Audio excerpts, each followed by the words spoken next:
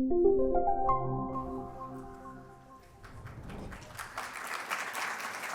we're now on to our last panel discussion of the day on global free trade, chaired by Jay Cao, who will introduce his panelists. Please come to the stage.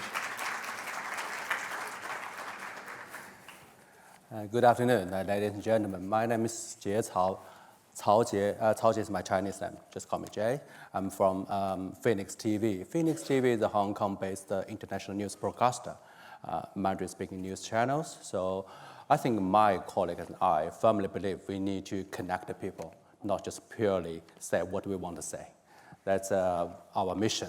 So actually, before I came here, my colleague and I covered lots of stories about the global trade, trade wars, not only for 2024, but also in the past decades. I heard the different opinions and answers about the resolution and the reasons about the trade wars. So, but the fact is, the war, so-called war, is still on. So I think it's very essential for us to talk about how to defend the global trade, international fair trade for the future. So I'm so glad to be here and talk to my panels and Dr. Lourdes Casanova from the Samuel Curtis Johnson Graduate School of Management, Cornell University. Dr. Parag Khanna, leading global strategy advisor, and he's also the best-selling author. And Mr. John Ferguson, global lead for the new Globalisation, Economist Impact. Thank you for your attendance. So today we need to discuss about a very complicated question. So I just work it out question by question. The first one, should we talk about the future of the global trade? Are we in another crisis or just in the transition? Can you just share your opinions about are we really witnessing the decline of the free trade, or we are just in the transition into the new mode of globalization? John? So very briefly, hi everyone. I think we're in a crisis for sure. I think there will be transformation, but I wouldn't hold your breath, right? It might take a period of time. I'm Australian, I live here in the UK, but I still hold on to my Australian optimism. In the long run, we will have some sort of trade transformation, but there's no doubt in my mind we are in a new chapter. This is a brave new world. I'm from the Economist group. We believe in free trade, so really happy to be talking about defending global free trade. But that's not a popular position right now. I mean, what Mr. Trump is doing is quite extraordinary. But in a sense, around the world, many people, maybe some politicians and also civil society have lost trust in free trade. So part of, we needed to talk about the crisis, but part of what we need to do over time is find ways of restoring that trust in global trade, because many of us will know the benefits of trade, but how do we communicate that in a way, I bore myself, I don't work on Twitter. My commentary doesn't, how do we talk about this? How do we win these conversations, these debates going forward? But yeah, there's no doubt about it, we're in a very strange new crisis period for global trade. Parag? Thank you so much for having me here, and I want to echo the comments that John made, that we're in a transition, but it's not a cyclical situation where we snap back to the world we once knew. Whatever comes next is going to be different in quite a few ways. That said, globalization is very resilient. I want to remind people, you don't have to be particularly old to remember that 5 times in the last 20 years, people have pronounced globalization as a whole, in general, to be dead, particularly in reference to trade, finance, and other flows. 9/11 terrorist attacks, the global financial crisis, Trump's election in 2016, and Brexit the same year, COVID, now US-China trade tension. So 5 times headlines of publications have said globalization is dead. But here we are, and according to most statistics that you look at, it's been quite resilient. Right? Where you see global trade as a share of GDP being down a bit, it has more to do with the fact that economies are rising, and therefore their domestic consumption, domestic services as a share of their GDP are rising, and therefore the trade share may be going down. That said, let's accept the reality that we're drifting into a new geographical model of trade, where regions and regional activity and regional, let's say, centripetal forces may matter more than certain global dynamics, which isn't necessarily a bad thing. Taking advantage of regional sort of comparative advantages in North America, in Europe, in Asia, having industrial policies be more aligned and complementary. That's been going on really for the last 10 years in North America, most certainly in Europe. And in Europe, there is a learning from crisis, right, as well, that points in the direction of European leaders, such as we're hearing right now every day, saying we should really double down on a common industrial policy, common fiscal policy, common energy policy, technology policy, and so forth. And in Asia, for 25 years, they've been doing this. Since the Asian financial crisis, they've learned this lesson. So borders are coming down within regions to a large degree, and that is a good thing. It could mean that some of the things that have been globally transacted but don't need to be, which are actually harmful for the planet, like, say, hydrocarbons, right, or food. Incredibly wasteful, terrible for the environment. A lot more things will be done regionally. So let's think about what the new equilibrium will be in the context of global rules no longer being centrally, by consensus ratified for the world, but there still being very strong trade. And just a final point or footnote or caveat is that a lot of the consternation right now about this notion of trade collapsing is very focused on particular trade categories, like, for example, the automotive sector, steel, and so on. That isn't what all trade is. Let's remember that the value, and the Economist tracks this very well, the value of the global services trade is growing much faster than global goods trade. Trade should not be thought of simply as automobiles and oil tankers. It's a whole lot more. A few years from now, when we return to this conversation, the value of global services trade will exceed the value of global goods trade, perhaps because of all of the tariffs. But it is just a reminder that globalization is phenomenally resilient, and you should never bet against it. So Lourdes, you're from Cornell University, American University. We always say the gone is gone, but it's easy to say it when we talk about the global trade because Trump government comes back. Yeah. Do you think the most American peoples or the cities, the town you live in, still believe the globalization for the trade? Okay, let me answer your question after I wanted to make some remarks regarding emerging markets. I'm the director of the Emerging Markets Institute at Cornell University. And also, I wanted to thank David and his team for this tremendous effort of this ranking that we actually have been using. And the day I met him, I said, oh my God, you are the one organizing this ranking. And it's very useful to see the rise in the ranking. Look at that, China, #2 in soft power. I was shocked, pleasantly shocked, that you have an emerging market or something in between, China as #2 in the world. So regarding that, so we published a report, and this year will be the 10th anniversary of the report, so we made balance. What happened in the first quarter of the 21st century? So guess what? Instead of all the press that is often, the emerging markets are in the press, sometimes in the Economist as well, for the wrong reasons. Nigeria, whatever, never for the right ones. So if you look back of the last 25 years, a time of hyper-globalization, emerging markets have done very well. It was mentioned in a previous panel that regarding what we could say soft variables like gender equality. If you look at the World Economic Forum gender ranking, in emerging markets, in all kinds of markets, the access to education for women is almost equal.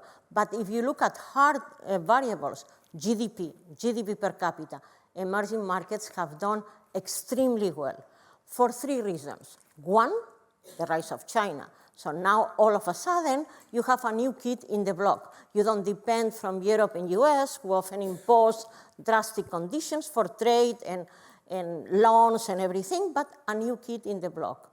So one thing, China, and as of late, India. By the way, India is also expanding in Africa and less, but also in Latin America. So India, again, a new kid in the block.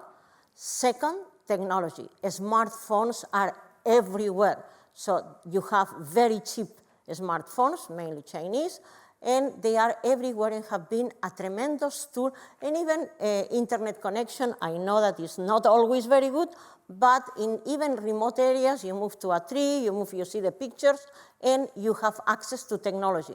Very positive for emerging markets. And third, and in relation with what you have just said, the groupings, new groupings. The BRICS is the most famous one. The BRICS don't trade much among themselves, but they meet and they talk about, how is your program going? Fine, okay, maybe I can copy. And as you said very well, the regional ones. The Africa Trade Agreement, full COVID, full locking down, and the African countries all signed a trade agreement, and for once they start thinking about each other, and of course with that, mobile payments, alternative currencies. By the way, Nigeria, for better and for worse, was the first country in the world to fully launch a central bank digital currency. That has not worked, but they launched it. That's one thing. And other regional agreements. Mercosur in Latin America, not working very well, but guess what? With all the problems with the US, looking at each other, and of course in China, friends and foes signed the agreement. India didn't sign, but they let the door open. They said, India, you can join whenever you're ready, fast track. So yes, I think that has been extremely. But as you said, Cornell is in Ithaca. No one knows where is Ithaca. It's somewhere in between, vertical line between New York and Toronto, in the middle of nowhere. And over there, you see the devastating effects that in some parts of North America has had this hyperglobalization. So Kodak closed down and other companies, and then I tell my students, we go by bus, Cornell has a bus, Ithaca, New York, we go by bus. In some countries, you say, what has happened here? A war? The houses ran down. I asked my cleaning lady in my floor, on the third floor of Sage, how are you? Fine, but you know what? My daughter and her husband and their 5 children have moved into the house. They were in a mobile home, and as you know, the temperatures in Ithaca are freezing, and you know what? The kids, asthma, and how do you sleep? Well, the kids in the living room, and my daughter and her husband in the mobile home. So yes, a solution has to be found for this hyperglobalization that has been damaging for certain areas of many countries, including the US. Mm-hmm. So today we met at a Global Soft Power Summit, the new year. So for all of you, how do you think of the role of soft power in protecting the global, international, the trade wars? If we can say, say that it's a war. So, Lourdes? Ask me the question. Yeah, do you think, how do you think of the role of the soft power in protecting the trade wars? Yeah, okay. So we are in a time that, guess what? We are moving from soft to hard power.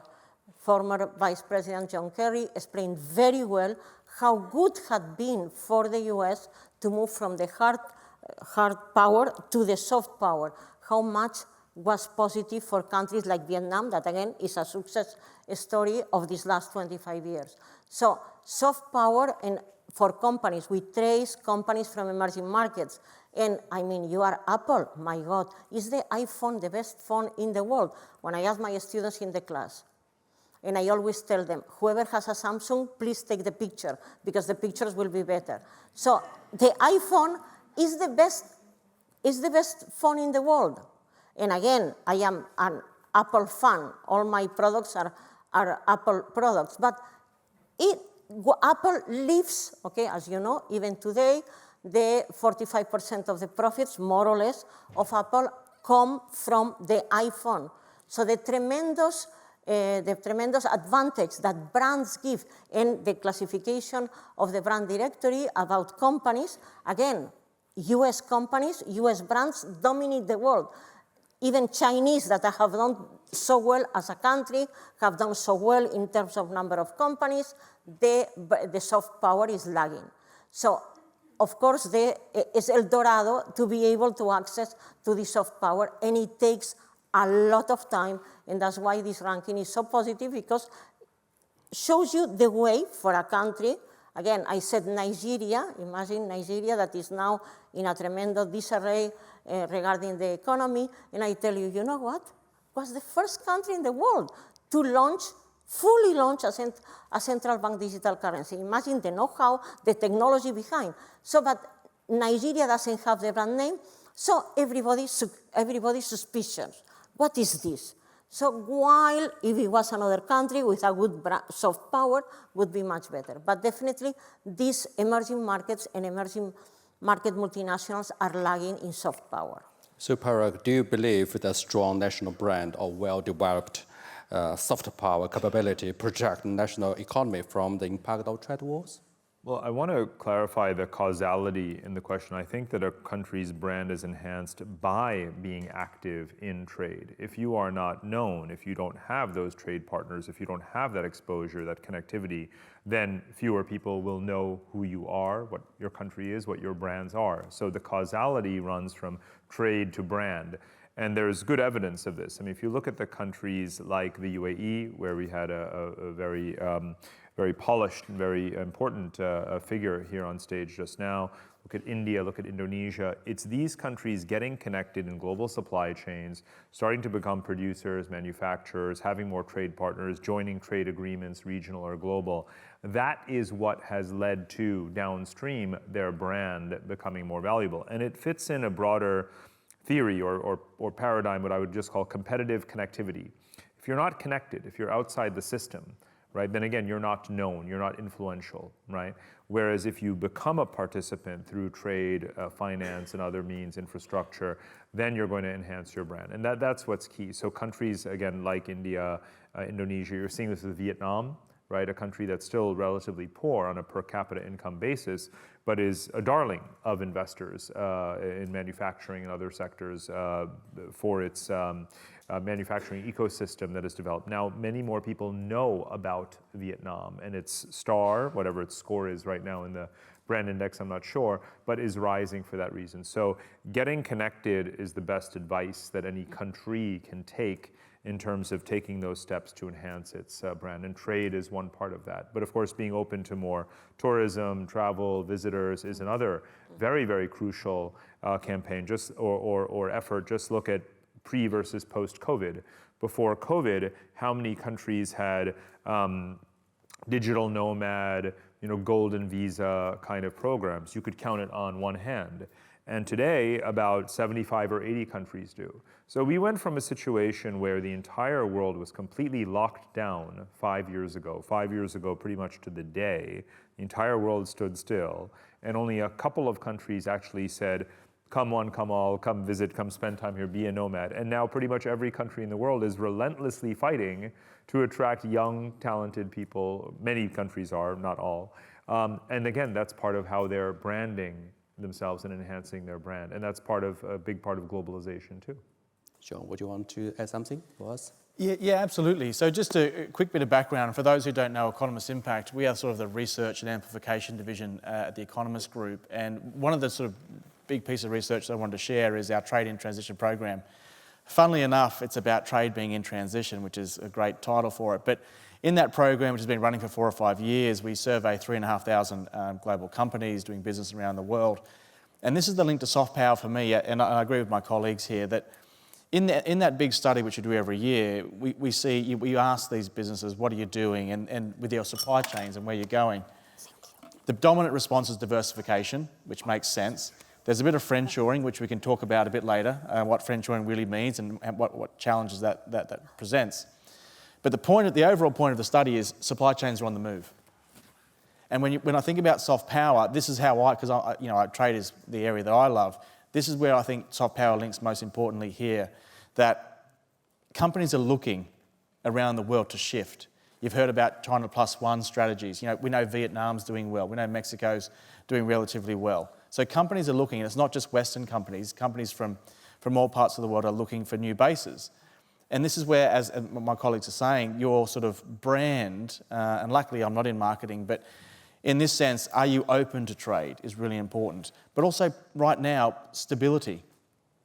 I think it's highly, highly valued. I mean, unfortunately, I'm sick of looking at my phone about what Trump's done in the last 24 hours. I don't know how long he can keep this up. right? But that's not, nothing deters investment more than uncertainty, right? So we're not thinking about soft power and trade and supply chains on the move. Places that can present themselves as being open, as being stable. We talked a moment ago about free trade agreements, whether that's bilateral free trade agreements or regional free trade agreements. These agreements signal stability to the business world, to global companies around the place. And I think that's encouraging. Now, Mr. Trump confuses me in many respects. He renegotiated NAFTA, call it USMCA, but is now threatening Mexico and China, which I don't really understand, right? He's an outlier, but generally when these free trade agreements get signed, it is a signal of some sort of stability in the tariffs, the business environment between these two countries. And the UAE actually is a leading country in doing this. I think that the free trade agreement with India was a really, really good example of that. So that's the type of role that I think soft power really plays right now from a trade perspective. Are you open? Are you stable? And can we rely on you for an extended period of time to get us through this period of crisis? Let's make 2 points, please. The first is that the vast majority of global trade is taking place in what's known as the Afro-Eurasian system, and it is a portmanteau, Africa, Europe, Asia.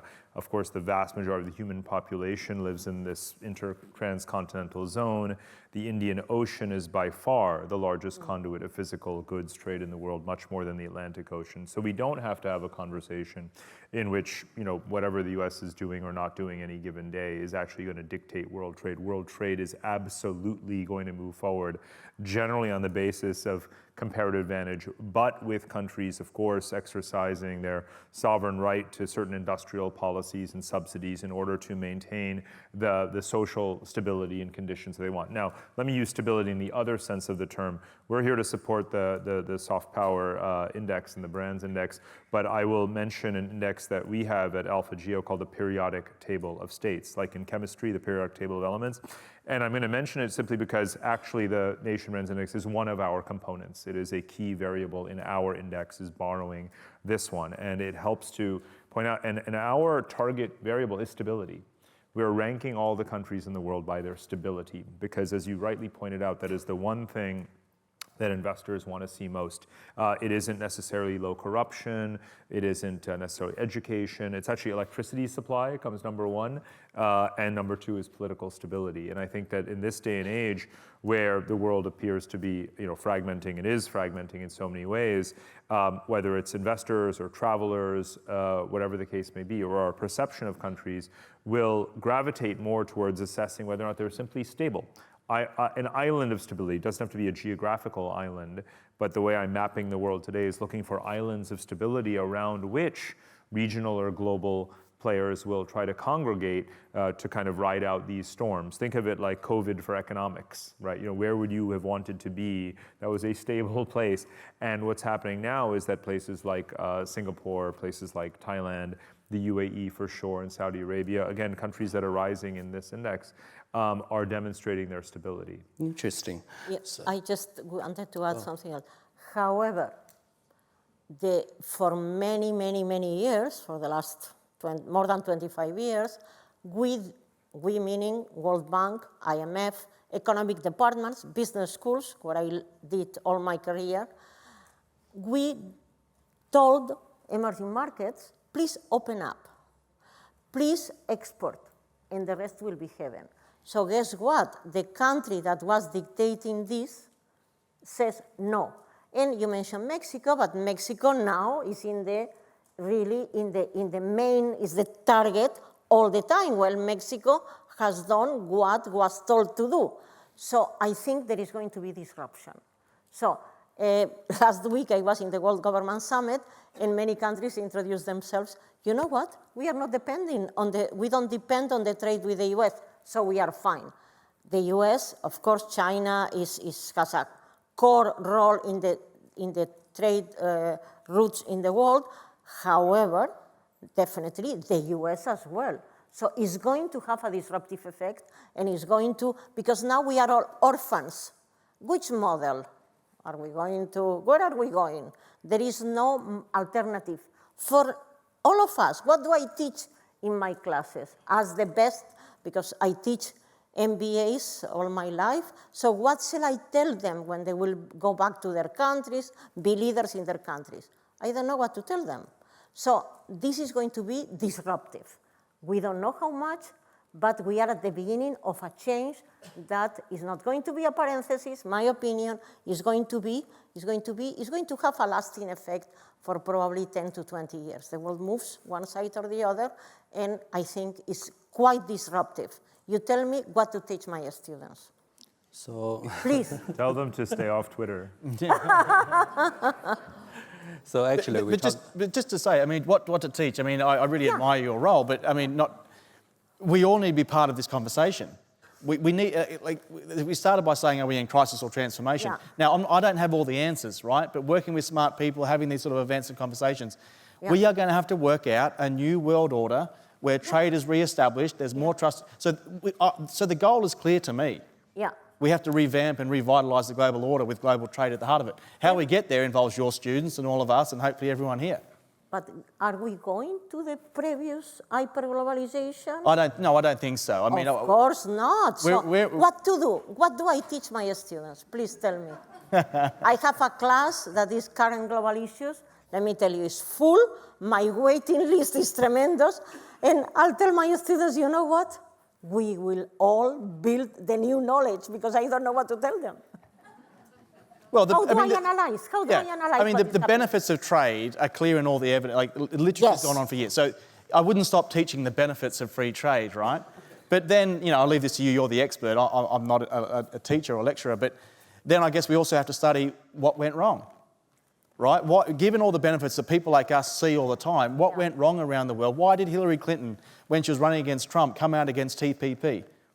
No, what I think we have been in a golden cage, and we were not talking to the people. We have been an elite, and universities are being criticized from the right and from the left, like we are reproducing the status quo. So, okay, this is going a little bit outside of but definitely, I mean, I think that what has gone wrong?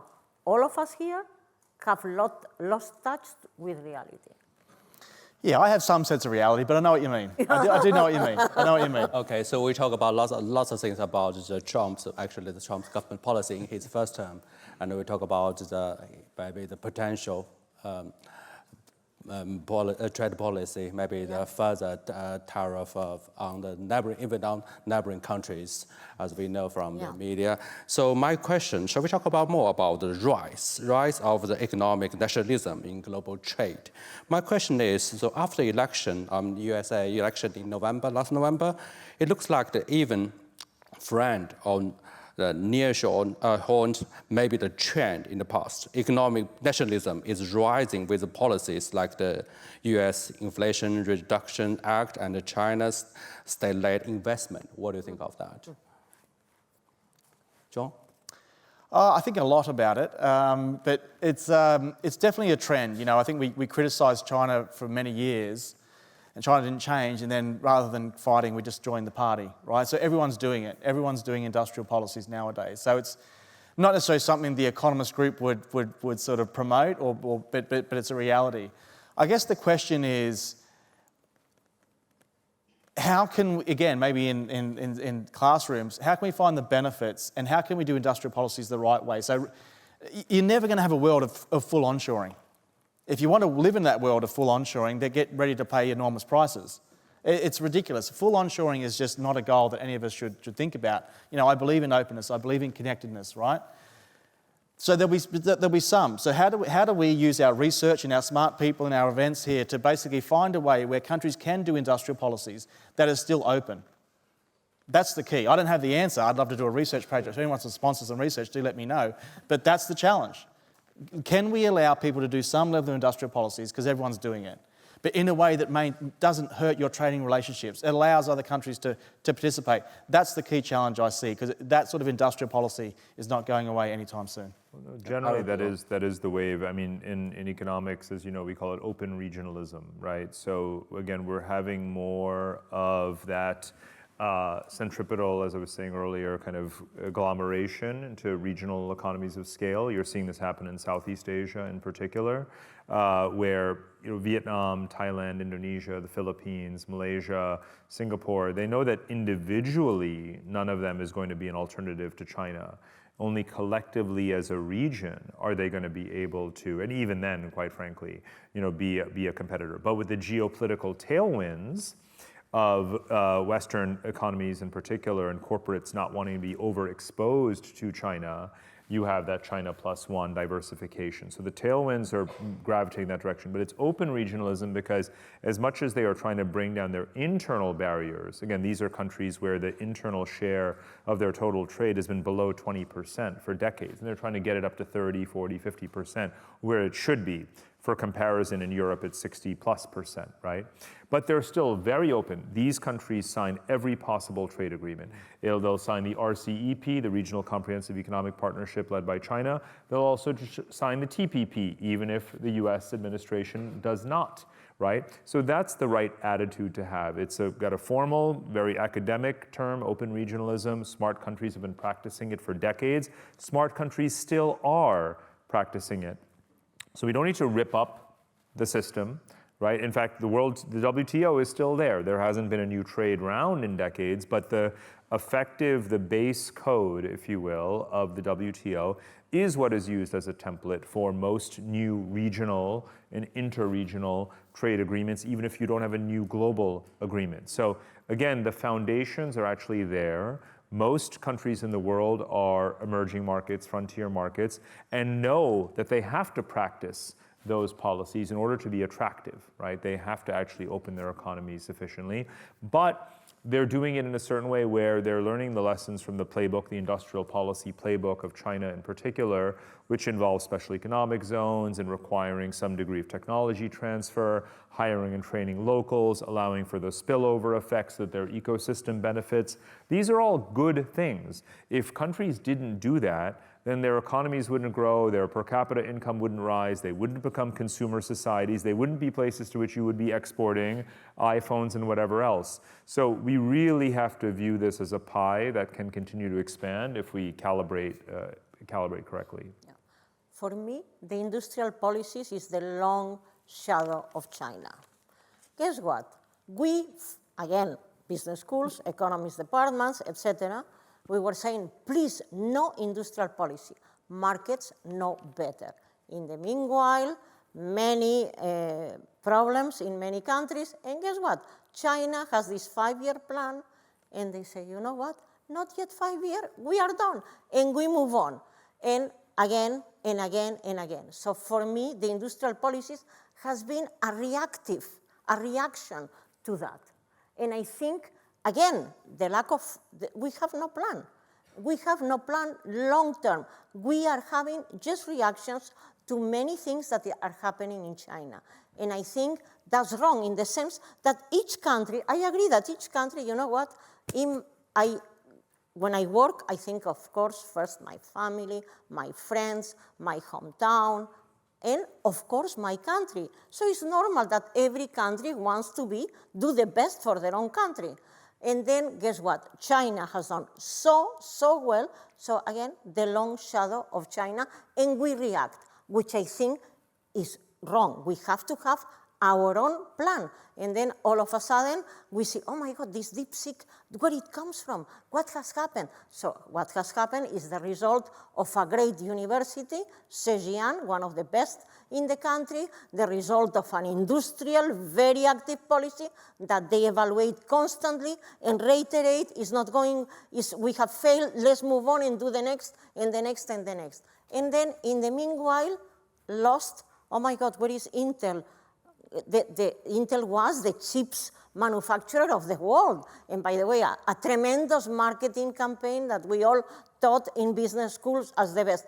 In the meanwhile, in the other side of the world, they were building chips, Samsung, TSMC in Taiwan. So I think we are reacting, and we should, and again, my responsibility and my mea culpa come as an academic for so many years, that we have not been thinking a little bit outside of the box and looking at things that were happening, even today in business schools, we study the Apples of the world. Again, my admiration for Apple, Apple's, Amazon's, etc. No case studies, very, very few, about companies outside the US. So guess what? Some from Europe, some from Japan, and then nothing else. So then things happen outside, and we don't realize, and we need to rethink, in the economies that are still missing the opening policies of before. I have a subscription. I admire. Right. I talk after. love it. I love it. My school, we have all subscriptions to The Economist. It's still the best. I recommend my students. Tell them at the end of the class, I said, okay, it's not the best. I don't always agree, but the best so far.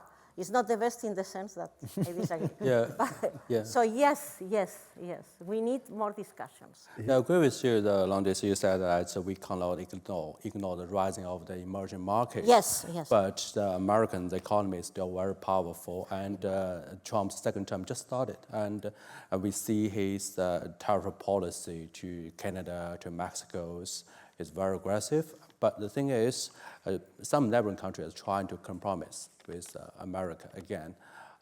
So I wonder, in the future, do you think the global leaders should seek a change for the international trade? If they need to change, how to change the governance in terms of the international trade on this? I'll ask my colleagues first. Yeah, I mean, we're getting to that transformation stage. We're in the crisis stage where we started. But, I do see more of a role for emerging markets. India is quite a fascinating country for many reasons, but it's the fastest growing large emerging market right now. China's economy is actually going in the opposite direction, still huge and still dominant, still important, but India, I think, is a really interesting market. You mentioned Indonesia before, South Africa. So I do think there'll be more voices in the next chapter, in the next round of transforming global trade. Now, that probably means it's going to take longer to sort out what that next transformation looks like. But I think if we can get that right, so it's not just a US or Australian or British, as much as I love those countries, view of globalisation, then I think we'll end up in a better place. But that's complicated. More negotiation or kind of voice. More weight given to the emerging world than they've had probably in the previous chapters of globalisation. Yeah. Parag? I think we should take a parallel complementary track in answering that, which is that it's actually going to be driven much more functionally or sectorally. In other words, standards is going to be the big thing. So, for example, environmental-related standards, emissions-related standards. In the past, these topics have been confined to the more auxiliary chapters of trade negotiations like human rights and labor and so forth. But now it's very front and center. So environmental standards are one. Obviously, in technology, in terms of the ways in which large language models are trained and those kinds of things, and data security and data privacy. So again, standards and the market access that a company is going to have may depend on a compliance with standards in the importing country or a coalition of countries. So we should look for, and already quite frankly see, in exactly these areas when it comes to, say, standards for electric vehicle batteries, right? I mean, this may sound really boring, but if we were talking about the automotive sector as one of the largest pillars of globalization, you need to be talking about battery standards if you want to know the future of who's going to be trading with whom in what, and which companies are going to prevail. So let's talk about standards across each and every sector and look at who's setting those standards. And it's, again, everything from IP, IT, and hardware and software across the board. That's going to give us a really strong lead indicator. And the second point is that it would be very interesting to correlate the strength of corporate brands to the ranking of countries in the soft power index. And I would imagine that as countries rise up and change positions, drop up or down, move up or down over time, it probably correlates to how many of their corporate brands are strong in the world. And no doubt China's ascent most certainly is paralleled by the rise of many of its companies that are, of course, now global brands. And that maybe brings us full circle to what you teach your students, because I imagine MBAs are going to go on into the corporate world and they become agents of globalization, of course, more often than not. So you could help them by looking at which companies' brands they most associate with, and what are those case studies, and is it helping their countries or not?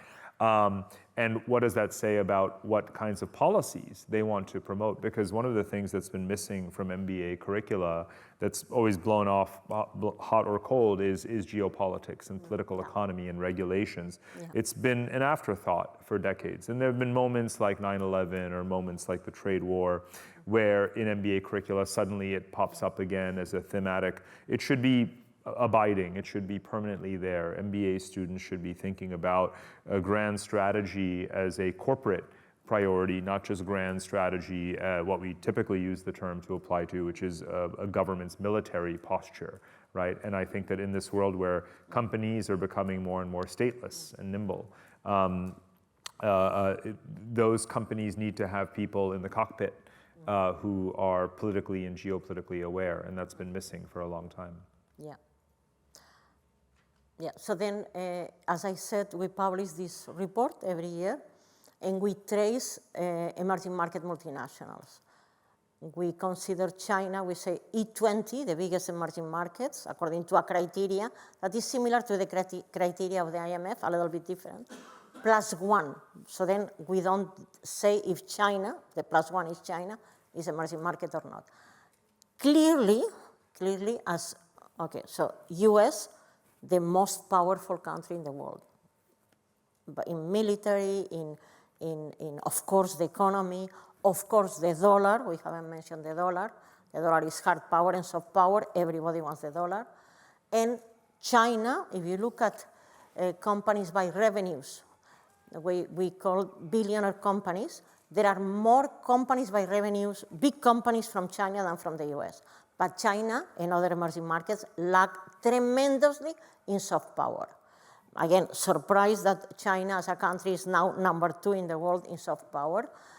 But definitely the companies are clearly behind according to Brand Directory. And I really appreciate your ranking because we use it a lot. So definitely there is a deficit. And then some say there is not bad publicity. So one of the biggest. Sorry. It's year. We got 3 minutes. It's year of the snake now, by the way. They complain that way. It's year of the snake, not the rooster. It's, I thought that was indigestion. I thought, are you okay? Are you okay? All right, I'm glad it was the phone. Yeah. Yeah. Whew. Okay, we got, actually, we got 2 minutes to go now. So our last question to discuss about the new wave of globalization. I believe Lourdes discussed the topic with your students for many times in school, right? So the simple question is, who will lead? Who will lead in a new wave of globalization if we say we are in the wave of the globalization? Yeah. So I agree with my colleagues. We'll have a more multipolar world. And as it was, so we checked the emerging markets since 1800s. 1800s till the 2000 was a disaster for emerging markets. China and India clearly down. And we see this rise since the year 2000 mainly. And then, so we believe that it will be a more multipolar, more regional world, but definitely the US will continue being a major power.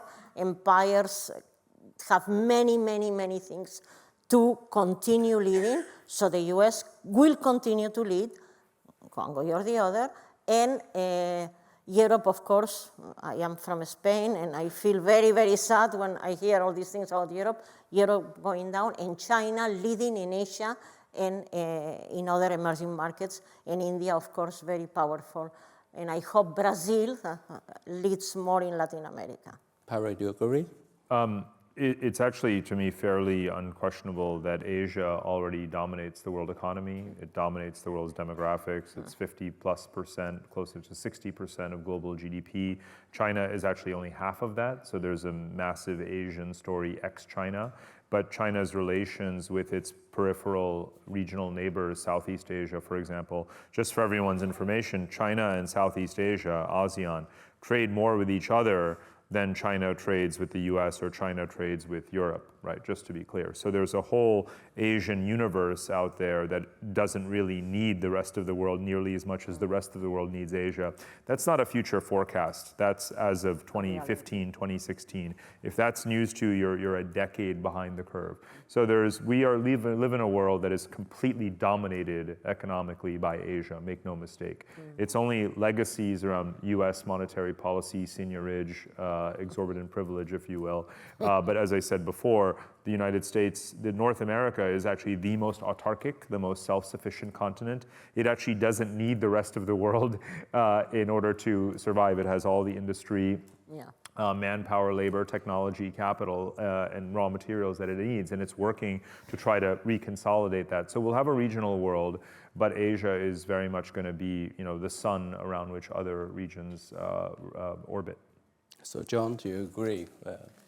Yeah, I do. And I mentioned it before, but just to finish, because I know we're at time, I just think, back to where we started, we're going to go through this period of crisis and sort of instability, but we will get to that period of transformation. But with more voices, I think it's just going to be more complicated and it'll take longer to get sort of global agreements and global cooperation on trade. So we're going to have a fair few years of instability, but with more voices, I think we'll eventually get there. Thank you so much. Yeah. You want to say something? No. Thank you so much. Yeah.